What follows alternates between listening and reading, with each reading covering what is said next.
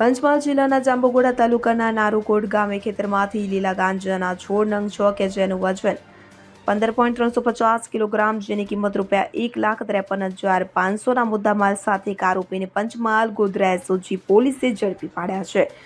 RV Ansari police મહાનિરીક્ષક Panchmahal Godhra range Godhra તથા Himanshu Solanki police અધિક્ષક પંચમહાલ ગોધરા નાઓને નાર્કોટિક્સ ડ્રગ્સને લગતી ગેરકાયદેસર પ્રવૃત્તિઓ પંચમહાલ જિલ્લામાં થતી અટકાવવા તેમજ નાર્કોટિક્સ ડ્રગ્સના દૂષણને નેસ્તનાબૂદ કરવા સારું જરૂરી સૂચનાઓ અને માર્ગદર્શન અપાયું હતું કે જેના અનુસંધાને R.A. Patel police inspector SOG શાખા પંચમહાલ ગોધરા નાઓને બાતમી હકીકત મળેલ જેના આધારે R.A. Patel police inspector SOG Godhra તથા police sub inspector R.N. Patel તથા police sub inspector DG Vahoniya અને એસઓજી ટીમ બે સરકારી પંચોને સાથે રાખી જાંબુઘોડા તાલુકાના નારુકોટ ગામે સરપંચ ફળિયામાં રહેતા મનહરભાઈ પોપટભાઈ રાઠવાના ખેતરમાં તેને સાથે રાખી ઝડપી તપાસ હાથ ધરી હતી। તપાસ કરતા ખેતરમાંથી લીલા ગાંજાના છોડ નંગ 6 મળી આવ્યા હતા કે જેનું વજન કરાવતા કુલ વજન 15.350 કિલોગ્રામ થયું હતું।